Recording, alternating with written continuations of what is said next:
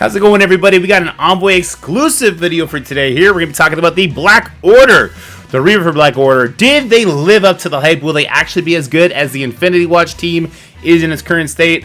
I don't know if that was actually ever said, but that's been like, that's the rumor that's going around everywhere. I'm not sure if that was ever actually said, though. So let's go find out right now if there's any truth to that idea.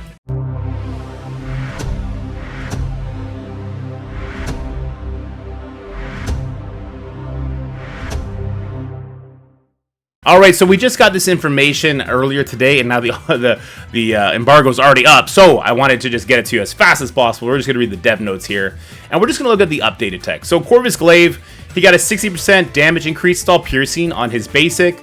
On his special, he got a 300% piercing upgrade, and now it's gaining assist from Proxima. His ultimate got a 180% piercing to the primary and 260% to adjacents. He clears stun from all cosmic villains, and he gains an assist from an allied Proxima Midnight. So he's gaining assist, so much more value on a striker. 60% health, 35% damage, 33% armor, 29 focus, 30 resist. Very solid rework. I like these assists coming in, and just remember, the other parts of his kit that are not listed here, like Corvus is the one that gives damage to Black Order allies in his passive. Call Obsidian on his special, instead of Ebony Maw being an ally, he'll clear all negative effects if a legendary villain's an ally. So, who's that? Magneto, Doc Ock, Ebony. Who else? Who am I missing? Oh, I guess like Morgan?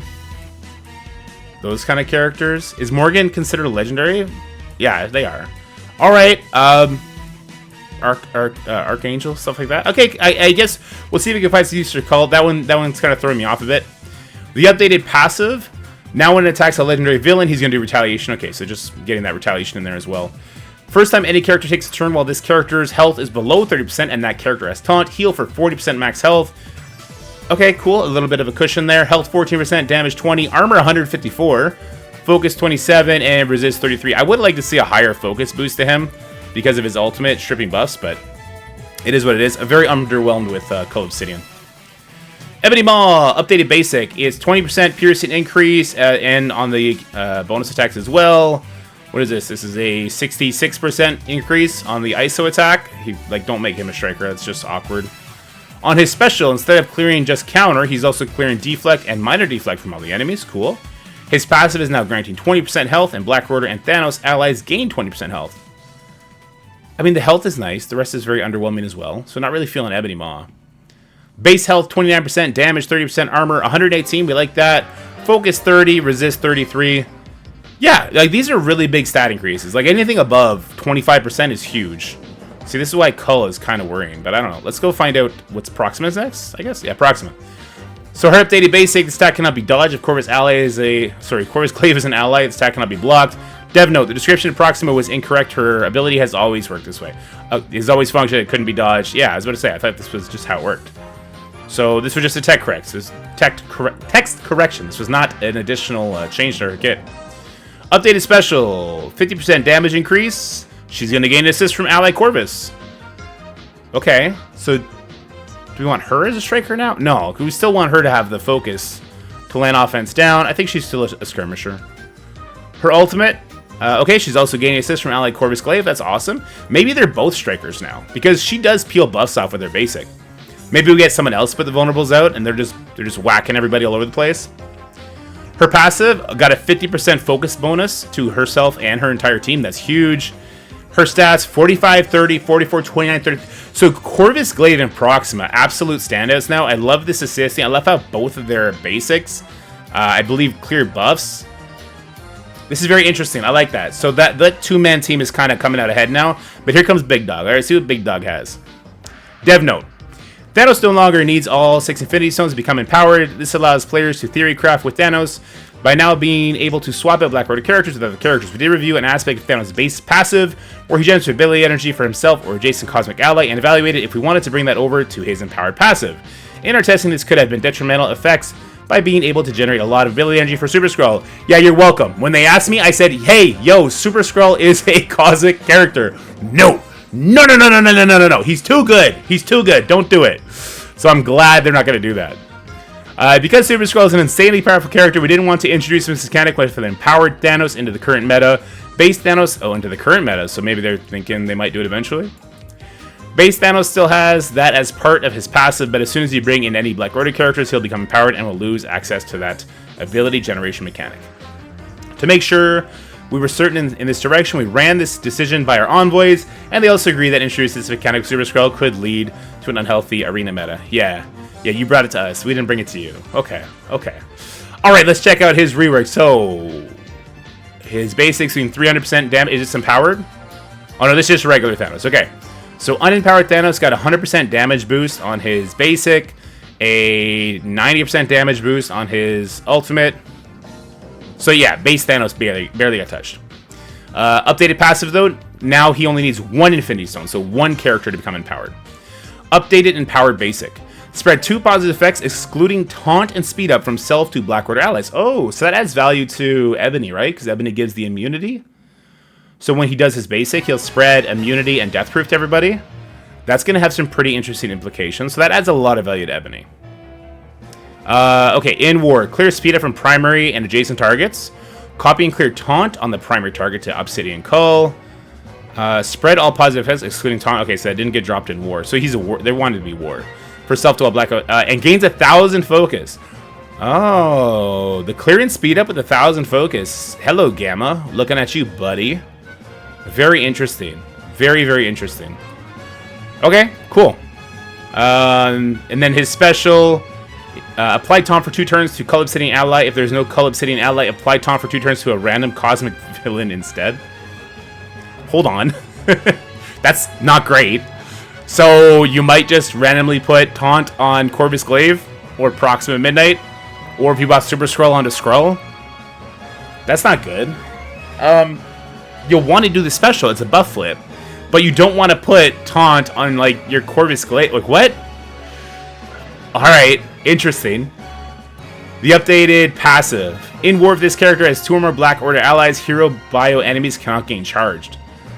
Rip Gamma. Another Gamma counter. Who else is bio charged? It's not Black Cat. Photon. Juggernaut? No, he's not a hero. Nova? Is this a nowhere counter if you find nowhere on defense? Or does nowhere not beat this? What could you put with this team so nowhere couldn't beat it anymore? Super Skrull, obviously. Is Black Order a nowhere and Gamma counter now? I don't think they did enough to Ebony Maw and Cull for me to see that happening. They did do a lot to Thanos, though. I don't know. We'll have to see. Well, there's more. In war, if this character has 2 or more Black Order allies, lower damage reduction for all hero bio enemies that do not have defense. Alright, it's for Gamma. It's not for nowhere. It's for Gamma, okay? This is another Gamma counter. Hero bio enemies that do not have defense up. Guess what? Guess who cannot get defense up in war? If your guess was Gamma, you are correct. So they're losing 20%. He's going to steal their speed. They cannot get charged. So Red Hulk can't ever ult. She-Hulk can't ever throw anything back. I believe Hulk, that's where he gets his extra resistance from. This is for Gamma. Okay, interesting. Thanos stat. Health 15%. Ooh, that's kind of low. Damage 30. That's really high. If you couple this 30% with Corvus' 30%, that's good. 60% armor. 80% focus on top of Proxima's 80%. Wow. Okay, so he's really going to be stripping that speed. And resist 137. So, preliminary thoughts. New and endgame players. I think you could ignore this team. I think this team is still too far gone. Certainly ignore Ebony Maw. Even though the basic here is pretty interesting. The spreading positive effects. That's pretty interesting with Ebony Maw, but I don't think it's going to be a full Black Order team, so that's already going to dilute the value here. So I think early players, you still don't go for Ebony Maw. You don't need to get Inhumans. You don't need to get Black Bolt. You don't need to get Ebony Maw. It's just not worth it. If you have the team already built with, like, T4s and stuff, there's some more value there, especially when you get Super Skrull. I can see the 3-piece. So let's talk the big winners. The big winners are Thanos, Proxima Corvus. Proxima Corvus as a 2-piece would be okay-ish. Thanos Proxima would be the best combo if you just want 2, because Proxima gives the speed up to Thanos. And then Proxima Corvus Thanos is kind of what I'll probably be playing with first, because that's the most interesting. All the assists coming in, all the buff strips, the turn meter rewinds. the speed up to Thanos. I think that's very important. I am concerned with the special putting taunt on my Corvus Glaive, though, and getting him killed. That's kind of dumb. But those are my preliminary thoughts. Ebony Maw and Cull didn't seem to get much else. Yeah, alright, so here's the thing, guys. I have a little bit of footage I'm able to show with you guys. I didn't make this footage myself. This footage was sent to me by someone else on the playtest. So on the playtest, I got kicked out because if you're inactive for 2 days, it just kicks you out of it. Yeah, it's bad. It's bad footage. I don't have Gamma here, which, yeah, so I was wondering why I got what I got. I don't have Gamma here. I'd like to see that. I don't have Nowhere here. I'd like to see that. Big Time's tech, so that doesn't matter. 2099, I guess, is bio, but he's not charged. He just gets speed up. Weaver's Mystic, so it doesn't affect her. It's literally just Gamma and Nowhere. We'll have to check those when this goes live. By the way, this goes live on Monday. That's why they like rushed it out for us to rush to you. It comes out Monday, so very, very, very soon. So let's go ahead and watch this footage. This is a 350k punch up into a Young Avengers with no America Chavez.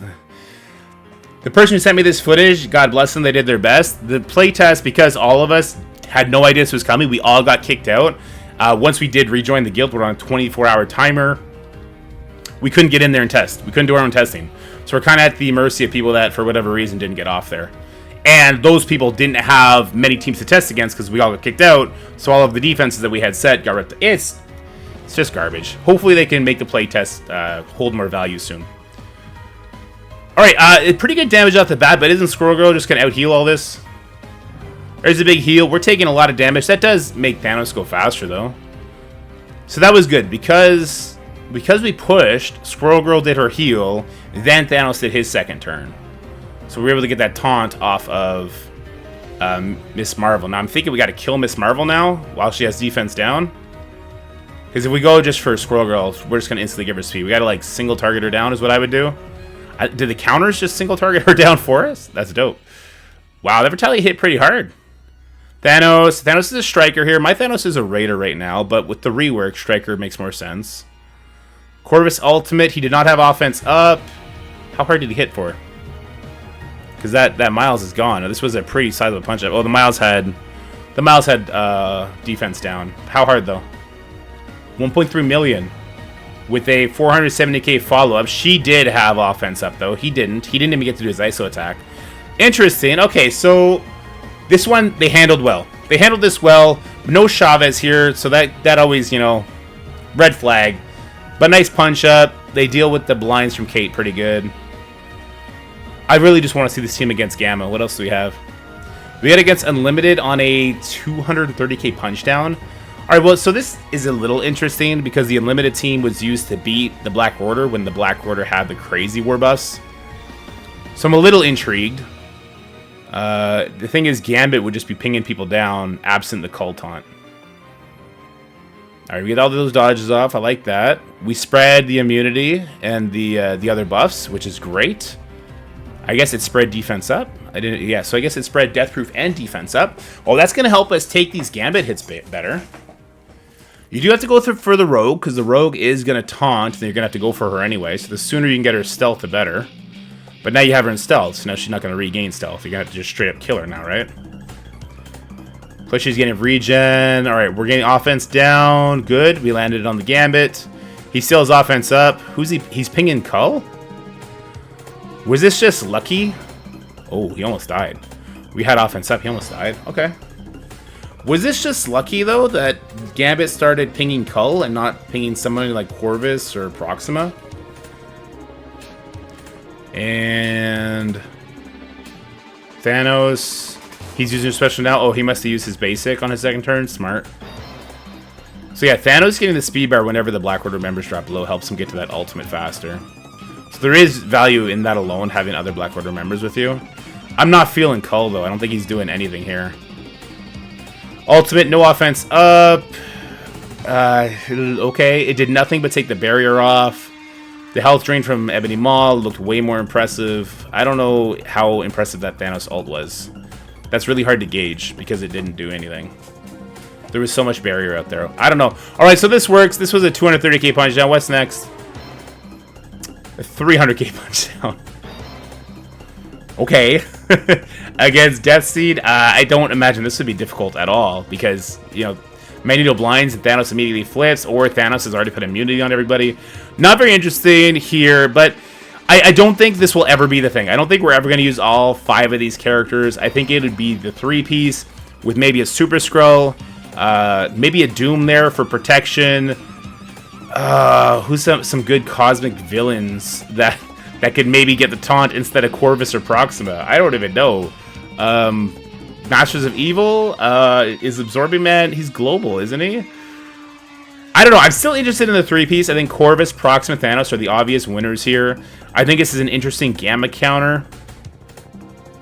And not a Nowhere counter. So, will Nova still come in with his charges because he's, like, super resistant? Or does he just not get charges 100%? No Nova charges.